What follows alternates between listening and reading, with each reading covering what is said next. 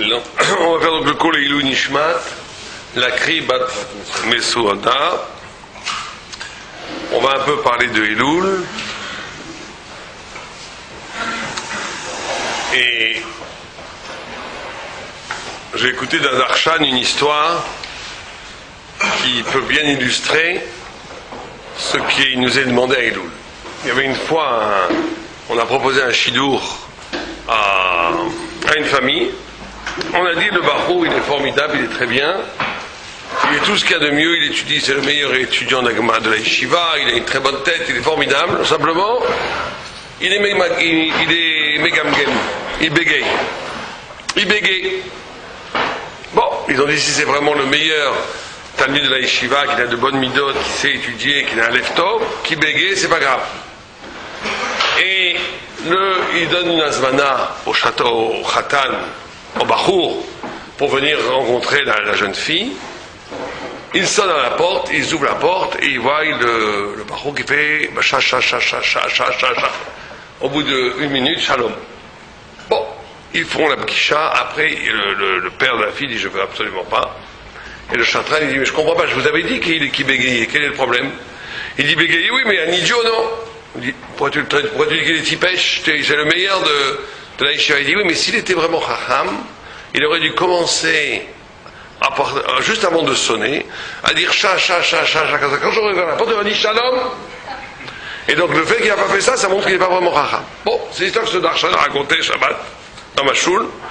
Et il a voulu lui dire, et ben c'est il racontait qu'on avait raconté cette blague devant un grand rab dont j'ai oublié le nom maintenant.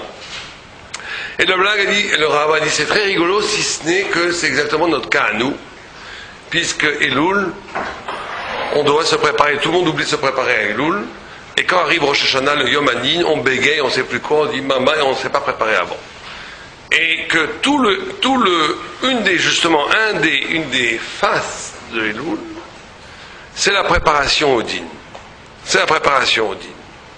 Mais on va voir qu'il y a aussi dans Elul une autre dimension qui n'est pas qu'une préparation. C'est aussi un moed mifnei atzmo, c'est un rendez-vous avec Dieu en soi. Parce que justement, et c'est ça qui est tout à fait paradoxal dans les livres de Moussa, on dit que le mois d'Elul, c'est un mois d'amour entre nous et Dieu. Ani les Dodi et Dodili, c'est un mois où il y a énormément de fusion possible entre Am Israël et Dieu. Justement parce que c'est une préparation, justement parce qu'on va vers l'Ikrat, on va vers Dieu, on va vers la Choupa, on va vers Yom Kippur, on va vers Rosh Hashanah, on va vers Yom Hadin. Et les livres de Moussa nous disent que, paradoxalement, c'est curieux à analyser ça chez les hommes, c'est pareil que, encore une fois, avec l'illustration du Khatan Nakala.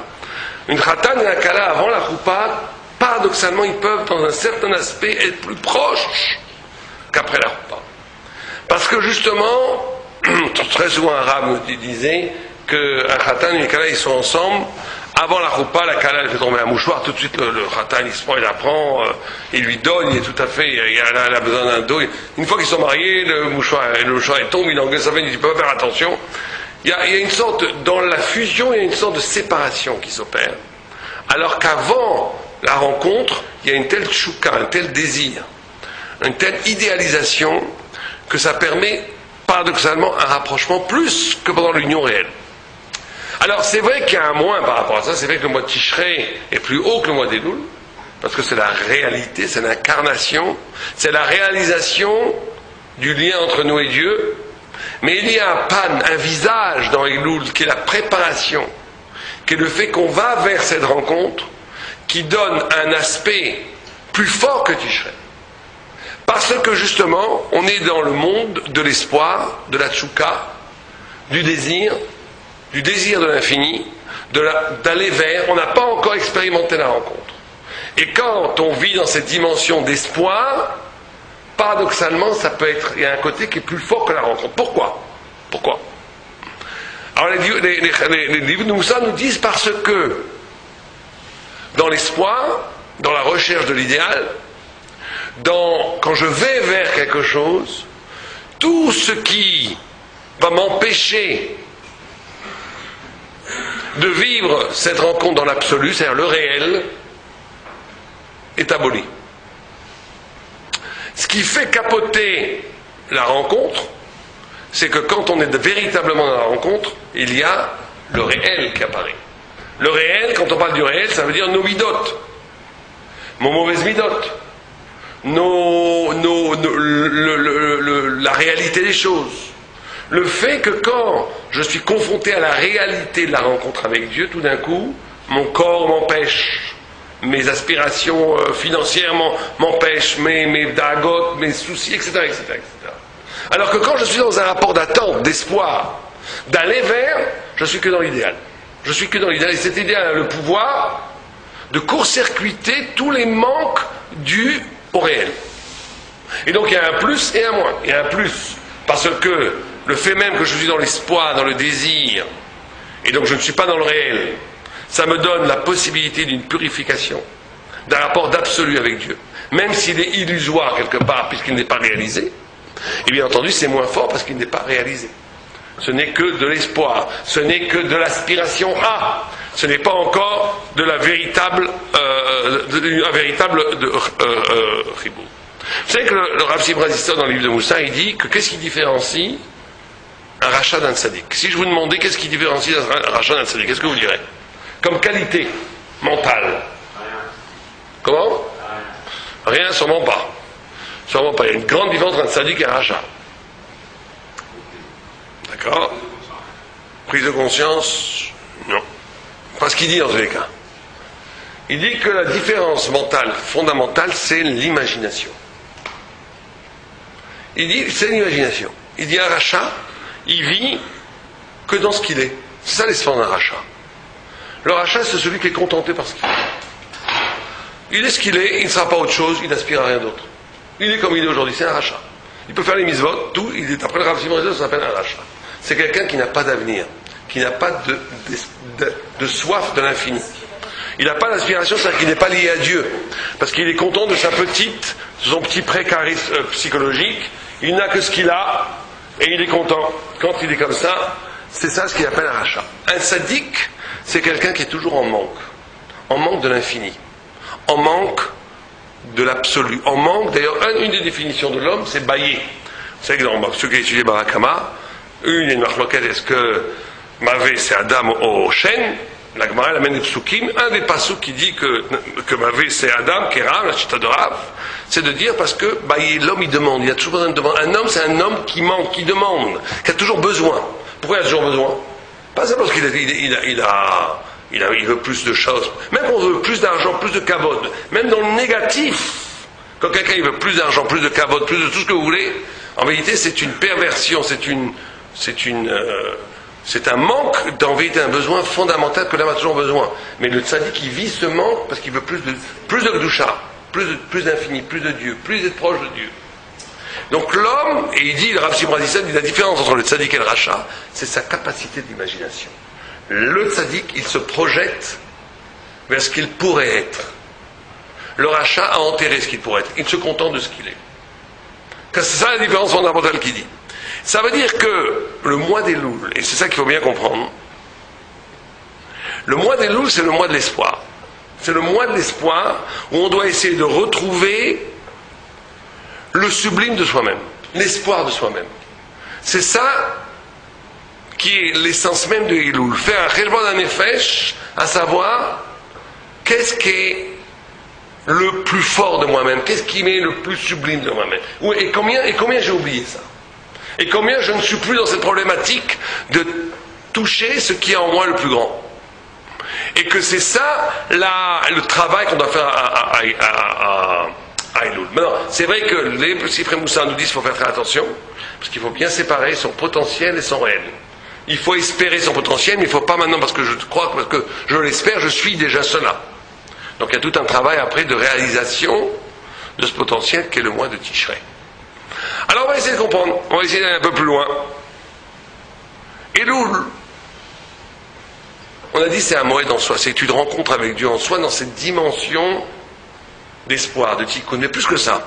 Elul, c'est le mois où on est passé d'un peuple maudit à un peuple béni. Où on est passé d'un peuple qui a été rejeté par Dieu, puisqu'après la faute du veau d'or, on a été rejeté par Dieu, et à partir de Rosh Chodesh Elul, c'est pour ça qu'on fait du chauffard, il y a eu une artsa, il y a eu un ritsouille, il y a eu un pardon qui a commencé à s'élaborer et qui a culminé, qui est devenu le plus haut à Yom Kippour, un processus de 40 jours. Mais dans ces 40 jours, il y a 30 jours qui sont du mois des Louls, où on passe d'un peuple rejeté à un peuple réaccepté par Dieu. Et donc, bien entendu, tout celui qui connaît un peu l'étude des livres de Kabbalah ou de Moussa, sait très bien que ce qui s'est passé pour Am Israël, c'est toujours comme ça. C'est ce que nous, on doit réactualiser au niveau individuel. Ça veut dire que nous, au mois des Louls, chaque personne, chacun d'entre nous et tout le monde, à part des tzadikim absolus, ne sont pas au fait de leur sublimité. Ils ne sont pas au fait de ce que Dieu attend de lui. Donc, le fait même qu'on rate et qu'on ne touche pas à l'absolu de nous-mêmes, on est rejeté.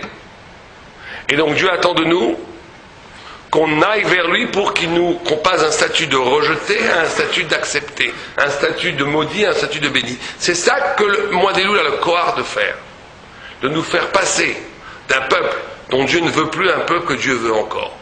Et donc ça, c'est valable pour chaque juif et chaque juif au mois des Louls. Il doit faire quelque chose qui va le faire passer du statut de rejeté par Dieu pour accepter, aimé par Dieu. Comment est-ce qu'on fait ça? Si, il a dit, Hachem, il a dit à Moshe, je vais tuer tout le peuple juif. Et je vais construire à partir de toi un peuple. Moshe a dit non. Il a réussi à discuter, à le sauver. Par quoi? Et c'est à partir de la tefila, et à partir de Elul, Hachem a accepté ça. Il a dit d'accord. Salar tikedi vrecha. Et donc on commence à partir de Elul à être pardonné, à être réintégré dans la volonté. Bien sûr que Dieu il savait tout, hein, depuis le début. Ça. Mais il y a des temps. Il y a des temps. Donc Elul, c'est cette capacité de nous faire passer où Hachem veut détruire le peuple juif, ou après il le accepte, il va lui donner au contraire la Torah, les secondes tables de la loi. C'est ce Elul qui permet ça. On passe de la malédiction après la faute du veau d'or, jusqu'à Yom Kippour, on est complètement pardonné par le mois d'Elul. C'est le mois d'Elul qui est le cave qui nous permet de passer de l'un à l'autre. Alors comment? Qu'est-ce qu'il faut faire? Qu'est-ce qu'il faut faire? Vous savez que dans le Sefer Yetzira, le mois d'Elul, c'est le mois de Gad. La tribu, vous savez que chaque mois, c'est une tribu. Chaque mois, c'est une lettre. Et le mois d'Elul, c'est la lettre Yud, qui est la lettre du Marshava, de la pensée. Et c'est aussi la tribu de Gad. Or, la tribu de Gad, c'est quelque chose de très spécifique par rapport à Gad. Qu'est-ce qu'on dit sur Gad? Qu'on reconnaît sur les champs de bataille ceux qui ont été tués par Gad. C'était des grands samouraïs. Ils avaient la capacité de couper la tête et le bras en un seul mouvement avec leur sabre. Ils coupaient la tête et le bras de leur ennemi. Comme ça. Comme ça, Gemara dit. Ça, le passouk fait allusion d'ailleurs. C'est-à-dire que Gad, il a cette capacité de couper le bras et la tête de Batechat. Ça veut dire quoi? Et alors le Maral explique, parce que l'essence même de Gad, c'est pour ça que Élie vient de Gad, Eliyahu Hanavi, il vient de Gad, il peut révéler ce que Moshe n'a pas révélé. Gad, il a cette capacité parce que d'unifier le roche et le zroa, la pensée et le maasé. La pensée et le maasé. C'est pour ça que comme il a cette force d'unification de la pensée et du maasé, quand il retourne cette force-là contre ses ennemis, il coupe la tête et le bras de Baserhat. Il a ce secret-là de l'unité fondamentale entre l'acte et la pensée et l'acte. Et il faut bien comprendre que c'est cette union-là qui va nous faire permettre de Zoché Bedin et de sortir de la malédiction pour la bénédiction. Alors c'est ça qu'on veut comprendre ce soir, c'est tout. On va rien comprendre d'autre, on va comprendre juste ça. Alors ça veut dire quoi d'abord unifier? Et pourquoi c'est si important pour être Zoché? Vous savez que les kabbalistes nous enseignent qu'il y a 5 dimensions dans l'homme, Rochanit. On va parler des 2 premières, des 2 plus hautes, mais les 3 qu'on connaît, c'est Neshama, l'âme, c'est Roar, c'est Nefesh. Nefesh, c'est par rapport à tout ce qui est organique, tout ce qui est la vie biologique. C'est la spiritualité qui anime le nefesh. Et keneged, ça, c'est le maaseh. Nefesh, c'est celui qui fait le maaseh. Ruach, le Gaon de Vilna dit Ruach, la personne est Ruach. Si on reconnaît la personnalité de quelqu'un, on voit comment il parle. Comment il parle, on sait qui il est. Ruach. Ruach, c'est le dibour. Et Neshama, c'est la pensée. Quand on parle d'unir, et ça c'est une chose très importante, parce qu'encore une fois, ça c'est ce qui permet, encore une fois, de distinguer un rachat d'un tzaddik, d'un homme d'Hachem et d'un homme qui n'est pas d'Hachem. C'est encore une fois quand ces trois dimensions sont unies. Ça veut dire, quand on va prendre par le plus bas, quand quelqu'un mange, quand quelqu'un fait un acte, est-ce qu'il ne fait que ça, ou est-ce que son acte est lié à la maréchet, au système plus haut? Ça veut dire, est-ce que son acte est parlant ou son acte n'est pas parlant? Qu'est-ce que c'est un acte parlant? Un tzaddik, quand il mange, ça parle. Si ça ne parle pas quand il mange, c'est pas un tzaddik. C'est quoi un acte parlant? Quelqu'un a une idée? Qu'est-ce que ça peut vouloir dire? C'est quoi un acte qui parle? C'est un acte qui appelle plus haut que ce qu'il fait. Oh, ça c'est très important ce que vous dites. Ça veut dire que c'est la définition même de cette capacité du tzaddik, de ne pas être enfermé dans l'acte qu'il fait. L'acte, c'est pour ça qu'il y a des tiches. Chez les chassim, il y a des tiches. Là, le tzaddik mange en public parce que quand il mange, ça veut dire quelque chose. Ça montre quelque chose. Ça désigne un lien avec Dieu. Vous savez que Rav Pinkus, il avait une très très belle formule. Il disait à la Shalom, il disait Ta'anoug, Oneg et Nega, c'est les mêmes lettres, c'est l'anagramme. Nega, Oneg. Et il dit pourquoi? Parce qu'il dit le Oneg, tout moment où je mange, où j'absorbe un plaisir, ça peut être l'occasion d'une très grande lèpre, d'une Nega, d'une très grande maca, parce que je peux me couper de Dieu. Ta'avot mevakesh nifrat. Celui qui mange, laissez-moi tranquille. Je mange, laissez-moi tranquille. Il veut être que dans son repas. Il est complètement limité, comme vous dites, circonscrit dans l'acte de fait de manger. Il n'est plus autre chose, ça ne parle plus, c'est brut. C'est l'acte de manger, il devient un animal à ce moment-là. Il devient un animal. À ce moment-là, il se coupe négatif, il n'y a pas de plus grand lèpre que ça. Il s'instrumentalise. Il est devenu une chose, il a détruit en lui le tselev Elokim. La même chose, le même acte, exactement le même acte. Ça peut être oneg, nega, oneg. C'est quoi oneg? C'est le plaisir de l'infini. Comme un enfant qui boit le lait de sa mère. Il y a une fusion extraordinaire entre l'enfant et la mère. Il y a une fusion. L'enfant, il sent la mère. Il est reconnaissant qu'il reçoit le lait de la mère. Et bien, ça dit quand il mange, il y a une fusion avec Dieu qui lui donne la nourriture. Cette fusion-là, elle est parlante. Il ne fait pas que manger. C'est pas tellement la nourriture qui l'intéresse. C'est qu'au cœur, c'est pas qu'il ne veut pas manger. C'est pas qu'il ne veut pas le plaisir. Il veut le plaisir. Mais ce plaisir l'amène au-delà du plaisir à celui qui lui donne le plaisir. C'est honnête. Et les actes, ils ne mentent pas. Il y a une histoire qui est très triste. Je crois que je l'avais raconté une fois. Une histoire très triste, mais qui est vraie. Il y avait une fois un très grand ami Racham. Et un de ses enfants étudie au Cheder. Et le rabbi a demandé quelle est la chose la plus importante pour votre père. Alors là, il disait la Torah, l'autre disait la Tfila. Tout d'un coup, un des enfants, il dit le Tchoulent. Et le rabbi vient pour lui donner une claque parce qu'il connaissait le père du. Il voit que l'enfant est très sincère. Il dit le Tchoulent. Il dit pourquoi tu dis le Tchoulent? Il dit parce que c'est très simple, mon père, on peut toujours le déranger, mais quand il dit la Gemara, mais quand il mange le Tchoulent, plus personne n'a le droit de le parler. À ce moment-là, c'est sacré. Comprenez, l'acte, il ment pas. L'enfant, vous pouvez lui faire du baratin toute la journée, lui dire la Torah c'est le plus important, c'est le plus beau et tout, mais quand vous étudiez la Torah, et vous pouvez le déranger, mais quand il mange le tchoulin, vous ne pouvez pas le déranger, l'enfant, il enregistre dans l'acte que le plus important c'est manger, c'est pas la Torah. Ça ne ment pas, l'acte ne ment pas. L'acte doit parler, l'acte doit dire quelque chose. Il y avait un rave que je connaissais qui lui avait une technique avec ses enfants. Dès qu'un enfant lui parlait d'autre chose à la Torah, il n'avait jamais le temps. Dès qu'il lui parlait de Torah, il s'arrêtait. Ah, regarde, Torah. Et les enfants, à la fin, ne parlaient que de Torah. Son père, il voulait l'attention du père.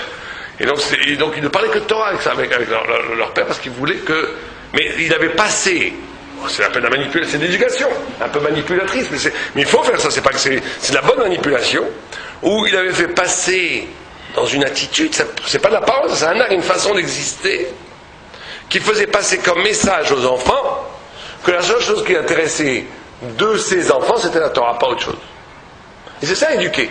Si on leur fait du moussard toute la journée, mais que quand on mange le tchoulin, on ne peut pas nous parler, que quand on étudie une page de Gemara, on peut oui nous interrompre, on fait passer comme message dans l'acte que manger c'est plus important qu'étudier. Aussi simple que ça. Et donc il faut que l'acte soit relié au système de la parole, et c'est ça unir l'acte et la parole, parce que l'acte doit dire quelque chose. Et que ça, c'est comme vous l'avez dit très justement, encore une fois, et ça a l'air de choses abstraites comme ça, mais c'est des choses fondamentales qui différencient le juif sadique, qui est spirituel, et le non sadique, c'est que l'acte ne peut jamais circonscrire l'homme. Il doit toujours, si on ne fait que ce qu'on fait, ça veut dire qu'on est esclave, on est défini par l'action qu'on fait. Une action, quand elle est parlante, c'est qu'elle se dépasse elle-même, qu'elle est dans un système plus haut que le système de la parole, et donc qui échappe à son déterminisme. L'acte n'est plus déterminé, il touche à quelque chose qui le dépasse, donc ça devient quelque chose de spirituel. Très bien, ça c'est la façon d'unir l'acte à la parole. Après il faut unir la parole à la pensée. Donc on a dit, le roi c'est la parole, elle doit s'élaborer, se connecter avec quelque chose qui est plus haut, le grec est la neshama, qu'est la pensée. Alors comment unir la parole à la pensée? Alors c'est par la notion même du silence. Le monde de la neshama, c'est le monde de la shtika. Comme Dieu il dit à Moshe Shtok, quand il dit Shtok, car Allah Shabati, quand il voit Rabbi Akiva est arrivé au niveau de la shtika, au niveau du sod, au niveau d'une pensée qui est tellement grande qu'elle ne peut plus être révélée, vous comprenez? Il y a des savoirs de Torah qui sont tellement hauts qu'ils sont plus visibles. Parce que dès qu'on les dit, la parole elle fait encore partie du monde. Plus quelque chose est haut, plus il est abstrait. L'acte c'est visible, on le voit. La parole, on ne le voit pas mais on l'entend. Le chouch, la marshava, aucune tfissa. Aucune tfissa, on ne peut pas l'attraper. Donc, il y a une parole qui doit avoir cette puissance de la shtika. C'est pas d'ailleurs Hagav, c'est comme ça que le Maharal explique que le bégaiement de Moshe Rabbeinu. Moshe Rabbeinu ne pouvait pas parler.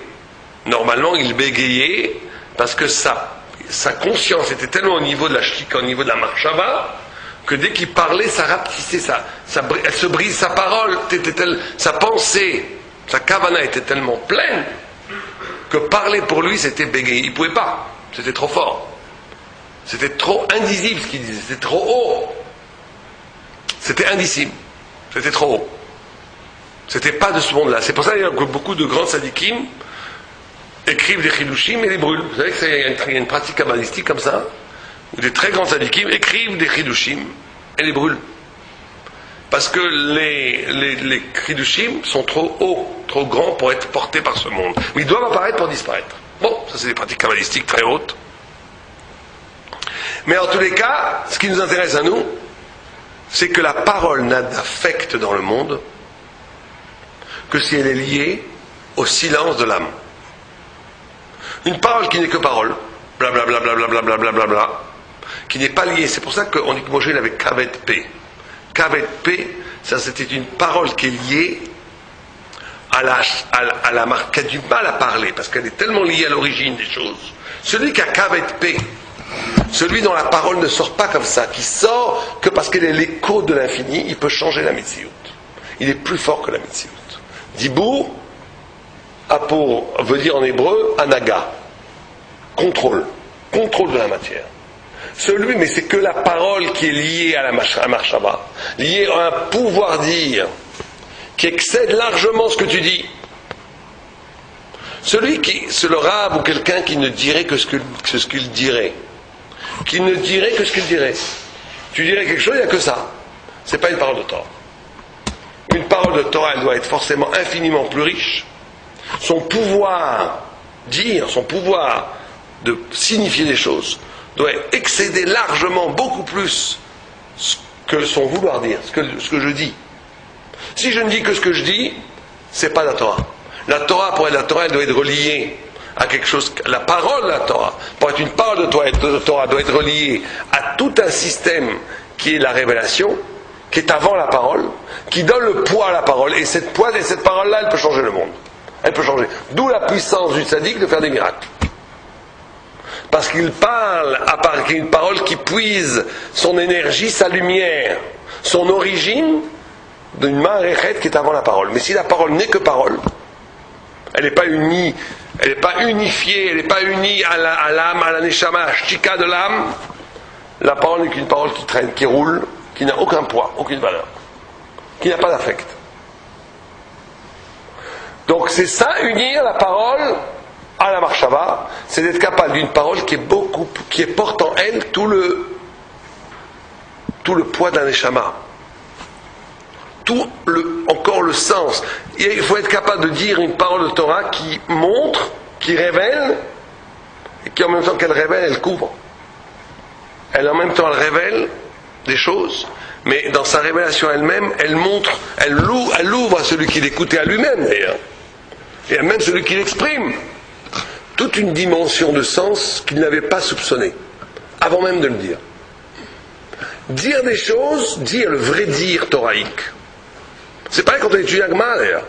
On est capable de dire un pshat qui dit le pshat de la Gemara, mais qui ouvre dans la Gemara des perspectives infinies de sens. Si ça clôt, c'est comme ça, 1 plus 1 font 2, bon, c'est pas la Gemara. La Gemara, c'est jamais 1 plus 1 font 2. La Torah, c'est jamais 1 plus 1 font 2. Sinon, c'est pas la Torah, c'est la parole mondaine, c'est la parole de Olam Hazé, c'est pas la parole de la Torah.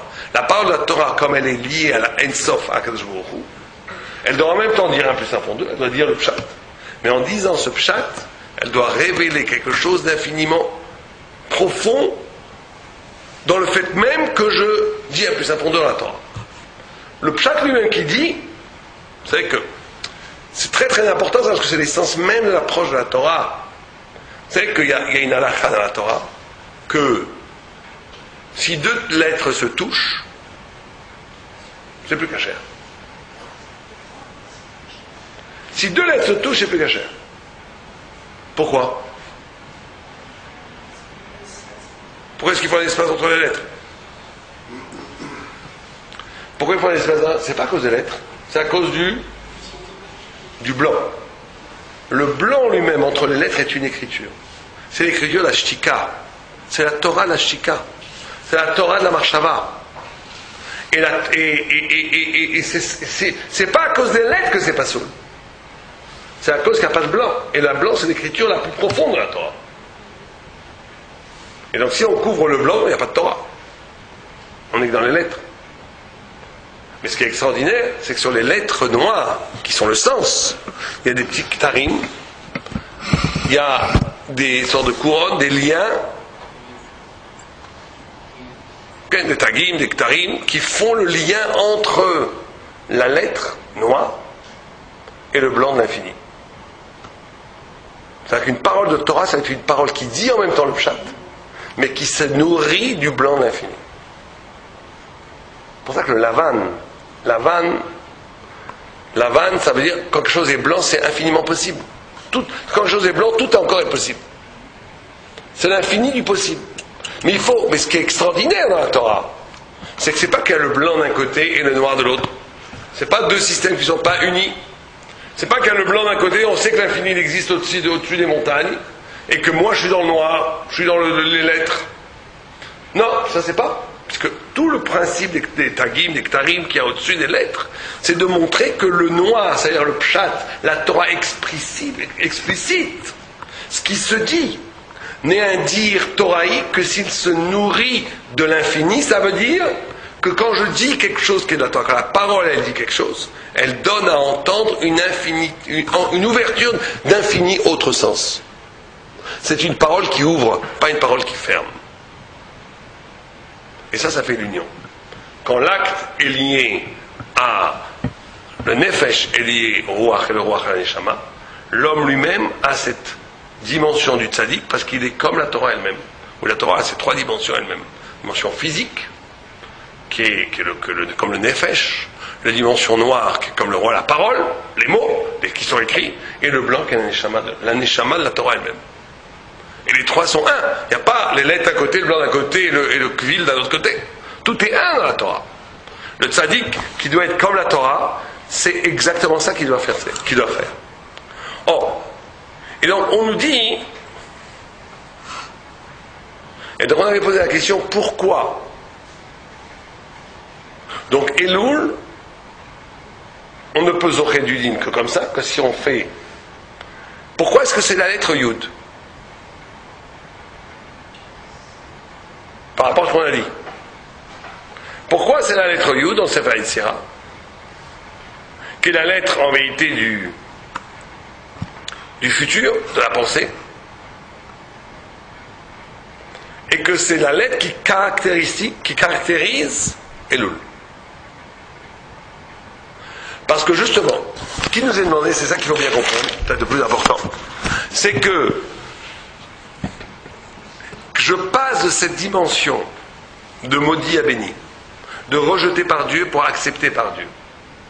Je passe de ces dimensions où je vais rejoindre le pardon, l'acceptation de Dieu, l'amour que Dieu va me donner, que si je suis capable, on a dit de faire cette unification. Mais cette unification, elle passe par quoi? Par la vraie tchouva, qui est quoi? De dire que de comprendre que toute l'origine de tout, du ruach et du nefesh, donc de l'acte, la parole, c'est Yud, c'est la pensée. Ça veut dire quoi?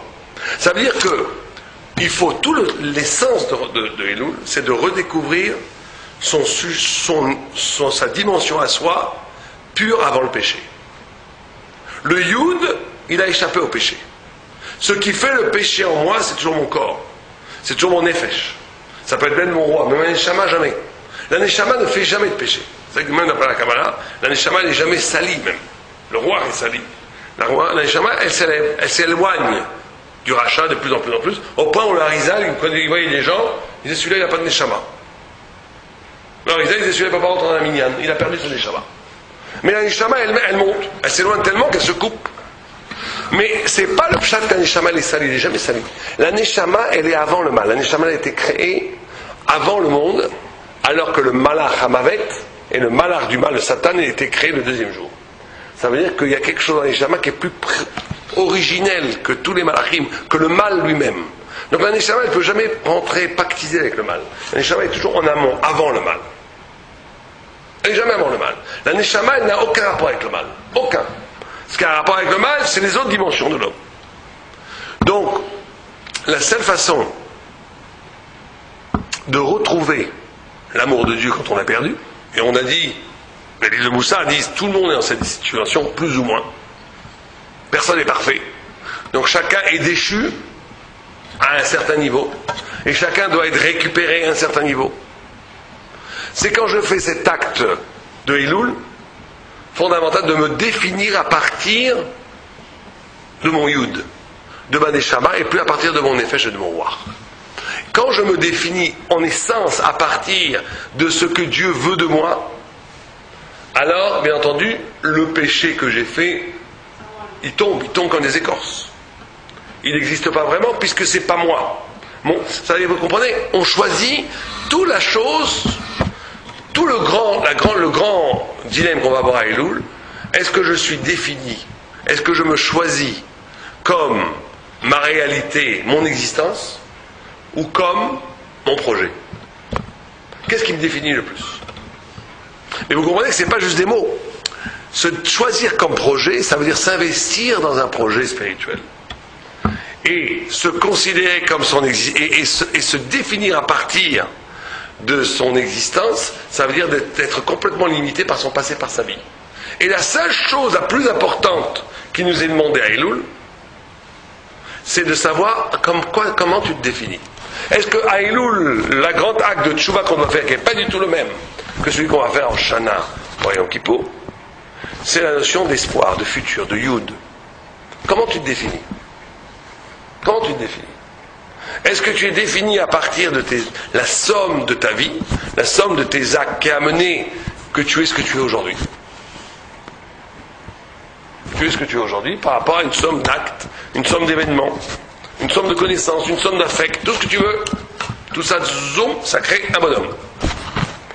Ou bien non, je vais me définir. Donc ça, c'est une définition. C'est une force. Ou bien je vais me définir plus à partir de ça. Je vais me définir à partir du projet de moi-même qui va rejoindre ce que Dieu veut de moi. Ce que Dieu veut véritablement de moi. Comment je me définis? On peut être très loin du projet. Si je me définis à partir de ce projet, c'est mon existence va tourner autour de ce projet, alors je passe automatiquement du statut de déchu au statut de élu. Du rejeté à accepter. De banni à aimer. Parce que ce que Dieu veut pour moi, il l'aime. Ce que Dieu veut de moi, il le désire. Ce que Dieu attend de moi, c'est pourquoi j'ai été créé. Ça ne peut jamais tomber sous le coup d'être déchu, d'être rejeté. C'est toujours attendu, voulu par Dieu. Donc tout mon problème est de savoir comment je me définis. Et c'est un choix. Et c'est un choix qui a l'air comme ça rigolo. C'est le choix le plus dur à faire dans la vie. Le choix le plus dur à faire dans la vie, c'est celui-là. Est-ce que j'ai le courage? Parce que c'est beaucoup plus facile de se définir à partir des identités qui vous ont été mises dessus. À partir des identités qui ont été mises par la vie, par les parents, par la famille, par la société, par tout ce que vous voulez. Les gens nous ont collé des identités sur nous. C'est plus facile d'accepter je suis ça. Mais se définir à partir de la volonté pure ce que Dieu veut de moi, d'abord il faut le trouver. Il faut le trouver. Moi je connaissais un arabe qui a loué une chambre dans un hôtel, il est resté 3 jours sans bouger de l'hôtel pour savoir pour essayer de comprendre ce que Dieu voulait de lui. Mais il faut déjà faire ça, il faut déjà se poser la question. Avant même de se définir à partir de ce que Dieu veut de moi, il faut avoir le courage de se poser la question pourquoi je suis là? Qu'est-ce que Dieu veut? Quel genre d'homme Dieu veut que je sois? Comment est-ce que je peux rejoindre ma sublimité, ma grandeur, ma neshama, mon yud? Et comment je vais définir toute ma vie à partir de ce projet-là uniquement? Celui qui fait ça, il rentre dans la voie d'Hatsadikout. Celui qui ne le fait pas ne peut jamais rentrer dans la voie d'Hatsadikout. Ça n'existe pas. Parce qu'il ne sera toujours que le produit des choses qui tournent autour de lui. Et le produit, donc le produit va faire que des fois il a une meilleure influence, ça va être mieux. L'autre il a une pire influence, ça va être pas moins bien. L'autre il a une terrible influence, ça va être un gangster. Mais Klapé Shmaya, il n'y a pas de grande différence. Tu as été le produit de ça, tu as été le produit de ça, vous avez tous été le produit de ce que la vie a fait de vous. Alors tu as eu la chance d'avoir des parents qui t'ont bien éduqué alors. Nous, il n'a pas eu de chance, vous êtes pareil. Ce qui va faire la différence, c'est quand je choisis de m'identifier à un projet qui ne dépend que de ma liberté et qui fait que là, je m'approche véritablement de Dieu parce que c'est ce que Dieu veut de moi. Et à ce moment-là, ça, c'est indestructible. Et c'est pour ça que pendant la période de Elul, on sonne le shofar. On sonne le shofar parce que la voix du shofar, c'est une voix, c'est la voix, là, comme ça disent tous les livres, disent que la voix du shofar, c'est la voix de l'âme. C'est le souffle de l'âme. Dieu, quand il a créé l'homme, il a pris Kebiechol, son propre souffle, et avec son Kebiechol, son propre souffle, il a fait l'âme. L'âme de l'homme, Kebiechol, c'est le souffle de Dieu. Donc quelqu'un qui est très très proche de son âme, il entend respirer en lui le souffle de Dieu lui-même. C'est pour ça que Hillel Azaken, qui était un tzaddik gamour, quand il était absolument au summum de la joie, il disait si je suis là, tout est là. Et ce tout est là, d'après certains Rishonim, c'est Dieu lui-même. Si je suis avec moi véritablement, au niveau de ma neshama la plus pure, avant tout discours, avant toute élaboration psychologique, avant tout, dans la pureté du moment présent avec mon âme absolue, j'entends la voix de Dieu. Si je suis vraiment avec moi, véritablement avec cette neshama, j'entends la voix de Dieu. Je suis avec Dieu. C'est le souffle de Dieu qui est là. Et le shofar, c'est ce souffle-là qu'on doit entendre. Avant toute parole. Avant toute chose. Et ce shofar-là, c'est en même temps l'effroi et en même temps la joie. Comme le cri d'un enfant qui naît. Un enfant qui naît, c'est en même temps l'effroi, parce qu'il arrive dans un monde qu'il ne connaît pas, il appelle le secours. Mais en même temps, c'est la joie d'exister. Il existe. Le son du shofar, c'est en même temps le son de l'existence réelle, intime, puissante, véritable en elle-même. Et pourquoi ça donne de l'effroi? Pourquoi le son de shofar doit nous amener l'effroi, la peur? Pourquoi? Pourquoi ça nous donne la peur de quoi d'abord? Oui, mais même au tzaddik, ça donne la froid. Même le son du cheval est censé te faire très très peur. Harada, le terme est dit. Pourquoi? Qui c'est quoi la notion de harada? C'est plus que la peur. Hared. C'est quoi hared? Cette notion de hared, c'est quoi? La notion de harada dans la Torah, c'est plus que la peur. La notion de harada dans la Torah, c'est l'effroi où tu sens que l'essence même de ton existence est en jeu. Ton kiyum n'est plus certain. Quand la Torah a été donnée, tous les rois ont été voir Bilam, ils lui ont dit c'est la fin du monde. C'est la fin du monde. Ils ont senti ça comme ça. Il leur a dit non, ne vous inquiétez pas, c'est Dieu qui donne la Torah à son peuple. Mais il faut bien comprendre que ce n'est pas juste un jeu d'enfant. C'est que la Torah, c'est la fin du monde. Et la Torah, c'est la fin d'un monde d'égoïme. C'est la fin d'un monde faux. C'est l'éruption d'une nouvelle dimension qui n'a aucun rapport avec le monde mondain, qui pour le moment masque la vérité des choses. Ils ont senti ça. C'est-à-dire, c'est ça qu'il faut bien comprendre, que quand on écoute le shofar, on doit recevoir la Torah comme notre existence elle-même. On doit recevoir la harada, ce souffle dont on parle maintenant, de rejoindre ce lieu du yud, ce lieu de la neshama, de rejoindre ce lien fondamental avec Dieu. C'est pas moi j'existe et je vais avoir une relation avec Dieu. Moi j'existe avant tout et la Torah vient après. Moi j'existe et Dieu est là. Celui qui ferait ça comme ça, il n'aurait pratiquement rien. Celui qui ferait les mitzvot par devoir, disons. J'existe avant tout, je fais les mitzvot parce que je suis obligé. Dit le Rambam, il n'aurait pratiquement rien.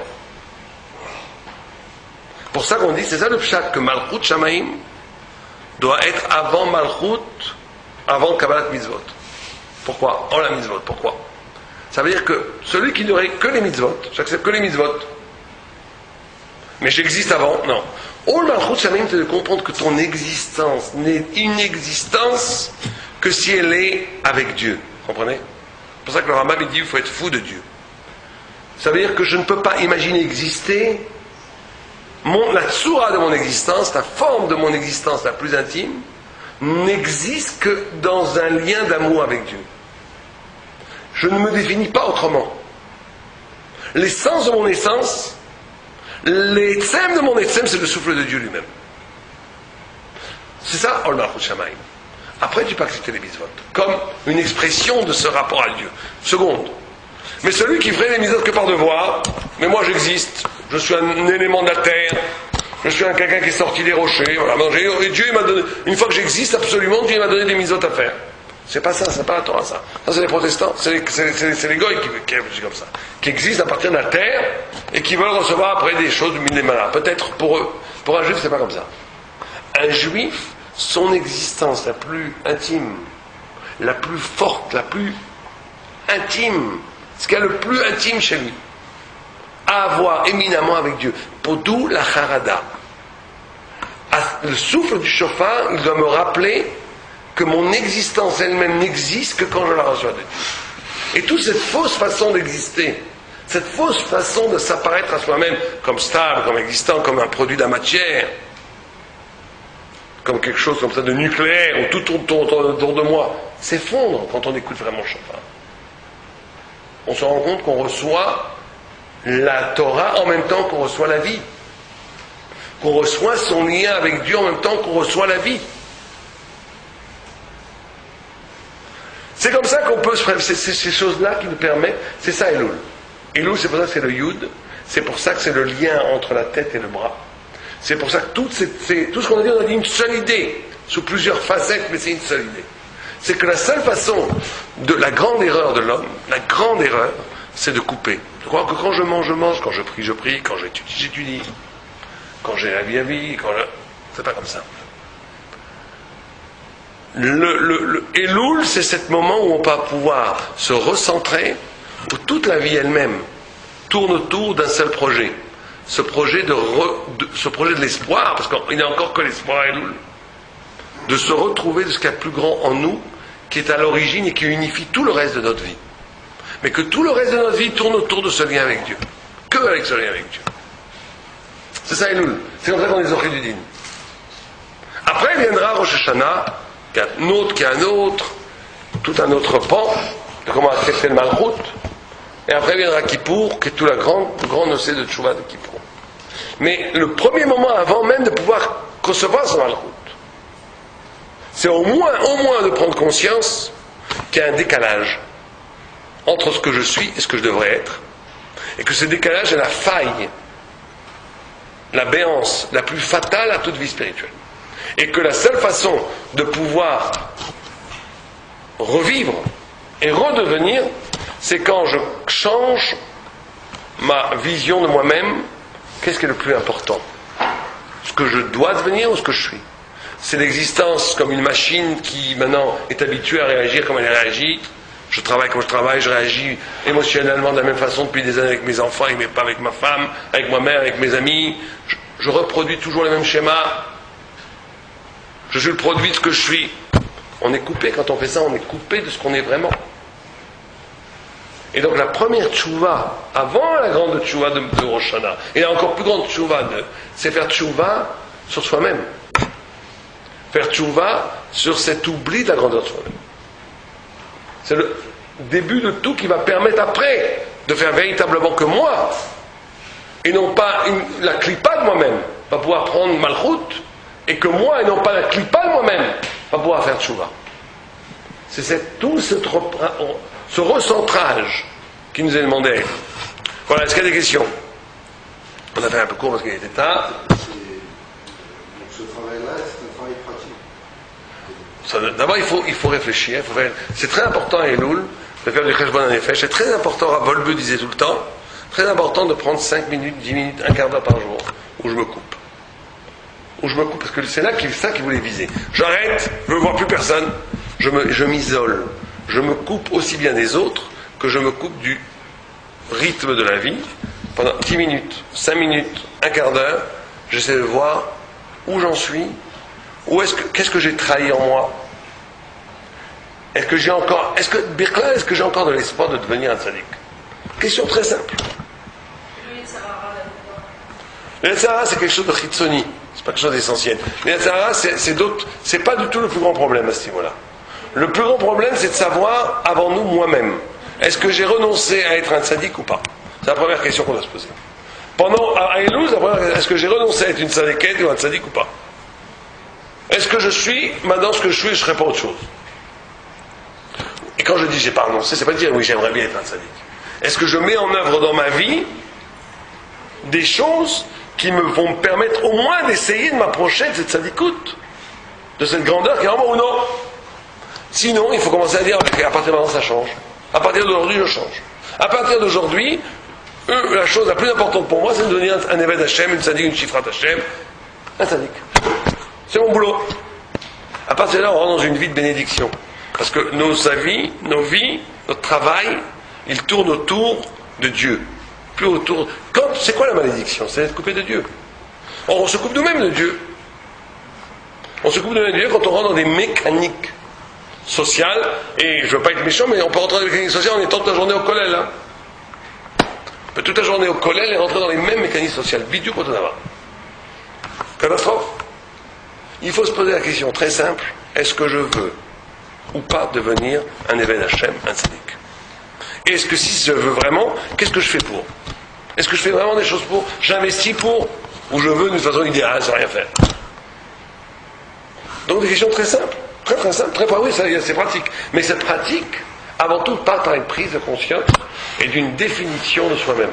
Ce que disait Rav Shimon Israël qu'on a dit au début du shiur, Kohatzio. Mashemabdid, Sadik Beracham ou Kohatzio. Kohatzio, c'est cette capacité de s'arracher du réel qui me détermine.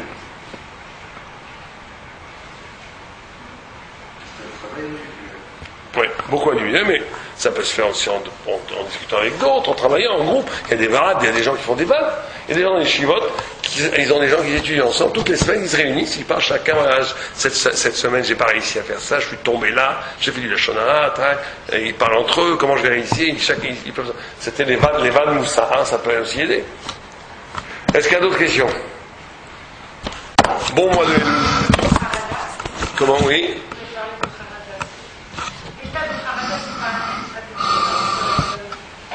La harada, c'est la peur pour sa propre existence. C'est la harada, en hébreu. Or, pourquoi est-ce que la Torah est liée à la harada et pourquoi le shofar est lié à la harada? Parce qu'il y a une différence entre Shira et harada. Dans la harada, on n'est pas nous-mêmes, on n'est même pas conscient de... Non, pas la harada. La définition de la harada de la Torah, c'est pas une question de bilboul de la conscience. La ira, c'est d'avoir peur de quelque chose d'extérieur qui peut nous agresser. La harada, c'est le sentiment que je ne peux ne plus exister. C'est un chachash pour mon etzem kiyum. Or, quand je reçois la Torah et quand j'écoute le shofar, c'est ça que je dois comprendre. C'est que le etzem de mon kiyum est en danger si il m'est donné dans la Torah. M'est donné avec la Torah. M'est donné avec le lien de Dieu. Donc c'était les Gilui Nishmat, la Kribat,